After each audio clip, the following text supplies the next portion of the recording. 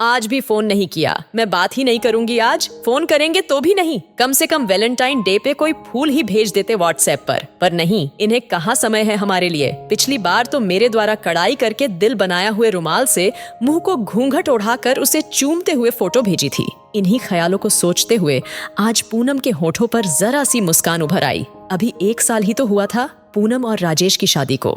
पूनम जब राजेश से पहली बार मिली थी तभी उसे अपने होने वाले पति के देश प्रेम की झलक साफ देखने को मिल गई थी। पहली मुलाकात में ही राजेश ने पूनम को कह दिया था कि इस दुनिया में वह सबसे ज्यादा प्रेम अपनी भारत माता से करता है। शायद यही कारण था कि पहली मुलाकात में ही पूनम ने राजेश से शादी के लिए हाँ कर दिया था। शादी के 10 दिन बाद ही राजेश वापस सरहद पर अपना फर्ज पूरा करने चल पड़ा था। हालांकि इन 10 दिनों में भी राजेश और पूनम केवल 3 दिन ही तो साथ रहे थे, लेकिन इन 3 दिनों में पूनम ने अपनी पूरी जिंदगी राजेश के साथ जी ली थी। वापस आने का वादा करके राजेश चला तो गया, लेकिन पूनम रोज राजेश के फोन के इंतजार में घंटों फोन के पास ही बैठी रहती। आज भी वह सुबह से राजेश के फोन का इंतजार कर रही थी।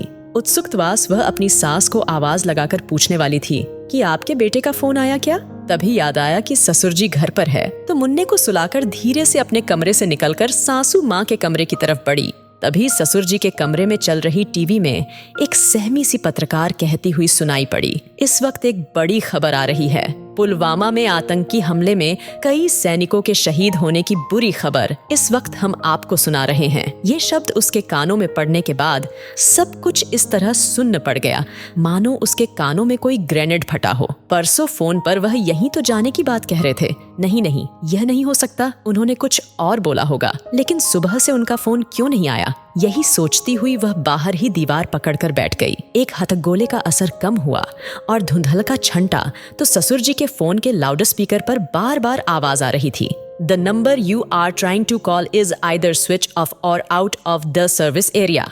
उसकी जब भी उनसे बात होती तो गाहे पुलवामा का नाम आ ही जाता था। फिर से आंखों के सामने अंधेरा छाने लगा। थोड़ी देर बाद उसने हिम्मत करके ससुर जी के कमरे का द्वार हल्का सा खोल दिया। वो इस तरफ पीठ करके बैठे कभी फोन तो कभी टीवी को देख रहे थे। तभी तीसरा विस्फोट हुआ। समाचार चैनल का लाइव संवाददाता घटनास्थल की रिपोर्ट दे रहा था और तभी उसकी नजर एक बंदूक पर पड़ी जिस पर एक खून से सना सफेद रुमाल पड़ा था, जिस पर दिल का निशान देखते ही वो धड़ाम से गिर पड़ी।